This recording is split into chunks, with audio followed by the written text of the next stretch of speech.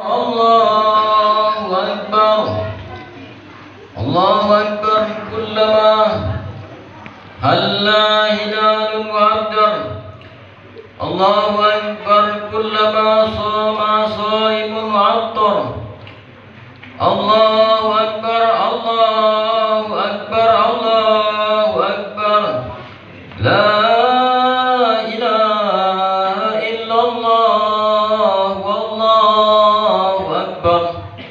Allahu Akbar walillahil hamd.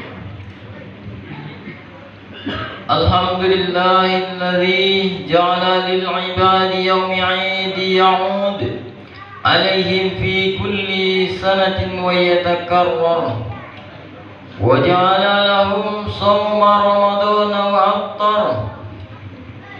وأشهد أن لا إله إلا الله وحده لا شريك له الملك الأكبر وأشهد أن سيدنا محمدا عبده ورسوله خير الخلائق والأبشر.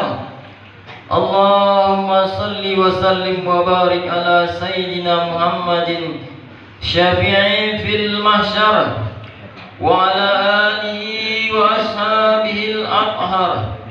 الله أكبر. أما بعد فيا أيها الناس اتقوا الله فيما أمر وانتهوا عما نهي الله عنه وحذر.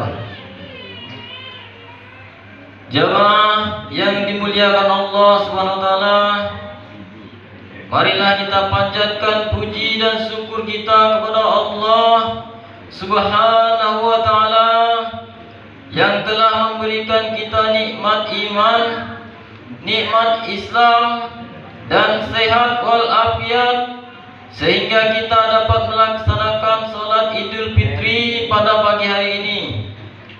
Salawat dan salam mari kita haturkan kepada Nabi Muhammad sallallahu alaihi wasallam, juga kepada keluarga beliau dan sahabatnya. Semoga kita semua selaku umatnya mendapatkan berkahnya. Hari ini merupakan hari yang mulia. Puncak dari puasa selama sebulan penuh pada bulan Ramadan adalah Idul Fitri, hari raya. Semua kita wajib merayakan hari ini. Saking wajibnya kita dilarang berpuasa di hari ini, khusus hari ini. Kita sebelumnya juga diwajibkan menunaikan zakat fitrah kepada orang fakir miskin di antara kita. Tidak lain supaya mereka juga dapat merasakan hari raya Idul Fitri dan menikmatinya. Kita juga dianjurkan untuk mengumandangkan takbir pada malam Idul Fitri hingga salat Id berlangsung. Ini sebagaimana digariskan Allah Subhanahu wa taala dalam Al-Qur'an surat Al-Baqarah ayat 185 berikut. Syahrul Ramadan alladzi unzila fihi al-Qur'an hudan lin-nasi wa bayyinatin minal huda wal furqan. Faman syahida minkum shahra falyasum wa man kana maridan aw ala safarin fa'iddatun min ayyamin ukhra. Yuridullahu bikumul yusra wa litukmilul 'uddata wa litukabbirullaha 'ala ma hada وَلِتُكْمِلُوا عِدَّةَ وَلِتُكَبِّرُوا اللَّهَ عَلَى مَا هَدَاكُمْ وَلَعَلَّكُمْ تَشْكُرُونَ. Ya, artinya bulan Ramadan adalah bulan yang di dalamnya diturunkan Al-Quran sebagai petunjuk bagi manusia, dan penjelasan-penjelasan mengenai petunjuk itu dan membeda antara yang benar dan yang batil. Karena itu barang siapa di antara kamu ada di bulan itu, maka berpuasalah. Dan barang siapa sakit atau dalam perjalanan dia tidak berpuasa, maka wajib untuk menggantikannya sebanyak hari yang ditinggalkannya itu. Pada hari-hari yang lain Allah menghendaki kemudahan bagimu dan tidak menghendaki kesukaran bagimu. Hendaklah kamu mencukupi bilangannya dan mengagungkan Allah atas petunjuknya yang diberikan kepadamu agar kamu bersyukur.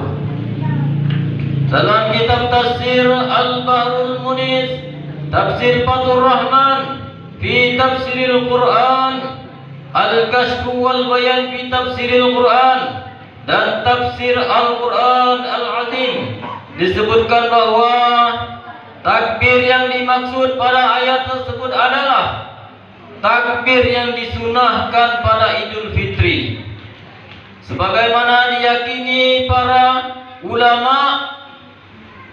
Jamaah yang dimuliakan Allah SWT melafalkan takbir dengan begitu lantang harus diiringi dengan wujud penghambaan bahwa Allah lah yang maha besar. Kita kecil sekecil-kecilnya. Besar kecil bukan semata fisik. Kita ukurannya yang kurang dari 2 meter, lebar tak lebih dari semeter. Lebih dari itu kita adalah kecil sebagai makhluk, kecil jiwanya, kecil otaknya, kecil segala-galanya. Dalam arti lain kita adalah makhluk yang serba terbatas, karena saking kecilnya dengan merasa diri bahwa kita ini kecil, wujud penghambaan kita kepada Allah yang maha besar sebagaimana dilafalkan kita dalam takbir tentu akan terus bertumbuh. Allahu Akbar, Allahu Akbar, Allahu Akbar, walillahil hamd. Allah betul-betul dan satu-satunya zat yang maha besar.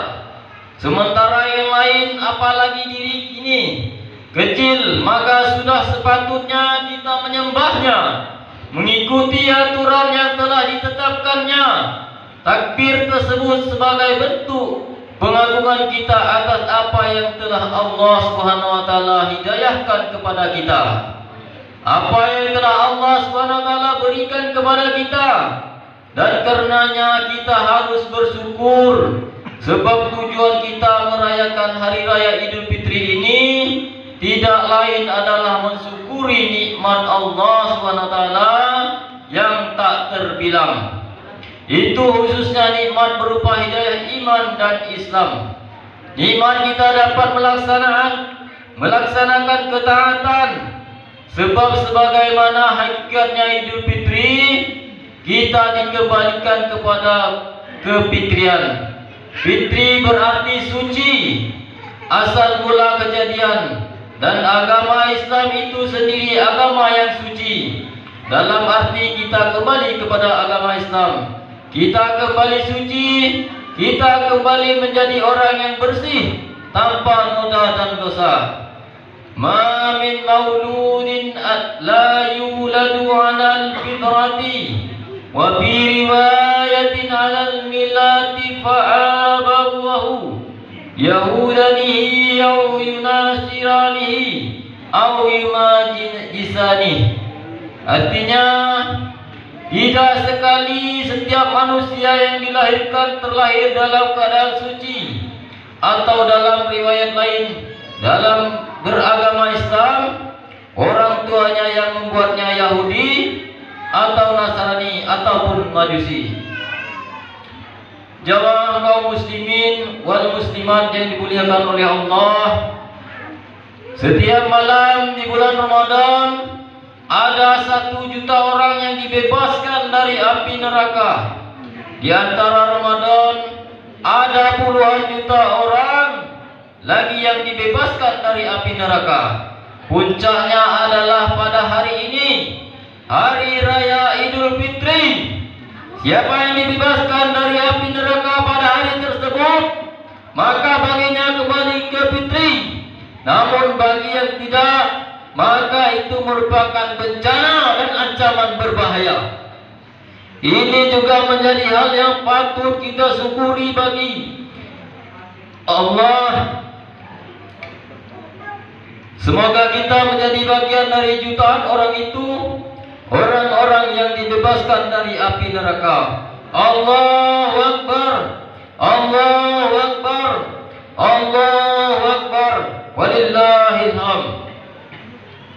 Bersyukur bukan sekedar melafazkan kalimat hamdillah, alhamdulillah. Lebih dari itu, bersyukur berarti melanjutkan ketaatan yang lebih kita lakukan selama bulan Ramadan. Di bulan-bulan berikutnya kita telah melaksanakan salat tarawih dan witir. Hal ini perlu melanjutkan setelah Isya dari hari berikutnya. Tidak ada yang tarawih, witir tetap disunahkan. Kita yang telah bisa meningkatkan tadarus Al-Quran, ada yang sudah sekali khatam dalam satu bulan Ramadan, ada yang sudah 2 ataupun 3, atau bahkan berkali-kali khatam. Perlu diteruskan di bulan-bulan lain. Selain terus memperbaiki bacaan Al-Quran agar semakin enak didengar dan sesuai dengan kaidah tajwid, kita juga perlu memperdalam wawasan pengetahuan kita mengenal Al-Quran itu, mendalami makna-makna yang dikandungnya. Hal ini agar dapat membentuk perilaku kita lebih baik ke depannya. Sebab sebagaimana disebutkan dalam kitab Ihya Ulumuddin, bahwa syukur berarti menggunakan kenikmatan sesuai tujuan penciptaannya. Lisan melafalkan hamdalah, hati menyengaja berlaku baik dan menyembunyikannya, dan anggota tubuh lainnya memaksimalkan nikmat-nikmat yang telah Allah SWT berikan untuk menjalankan ketaatan, serta takut untuk menggunakan kenikmatan tersebut dalam kemaksiatan. Allahu Akbar, Allahu Akbar, Allahu Akbar, walillahil hamd. Puasa juga mengajarkan kita untuk berempati dan simpati kepada saudara-saudara kita yang fakir dan miskin. Tak ayal kita diwajibkan untuk menunaikan zakat fitrah. Tentu yang diharapkan tidak selesai di sana, melainkan empati dan simpati dan perhatian kita kepada sesama senantiasa dijaga. Begitulah hakikat kita beridul fitri. Idul Fitri bukanlah sekedar akhir dari Ramadan. Idul Fitri justru menjadi spirit dan kebaikan-kebaikan yang telah kita toleh selama bulan Ramadan untuk urusan kita dengan Allah SWT. Memang sudah diampuni, tetapi hubungan dengan sesama manusia harus tetap dijaga dengan baik, karena kita harus memohon dan membuka pintu maaf sebesar-besarnya dengan keluarga, saudara, kerabat, dan tetangga, dan andai tolan yang kita kenal. Mari kita teruskan perjuangan kebaikan yang telah kita lakukan selama di bulan Ramadan. Kelanjutan itu tidak lain sebagai bentuk rasa syukur kita telah diberikan hidayah dan kemampuan untuk terus mentaati perintah Allah SWT.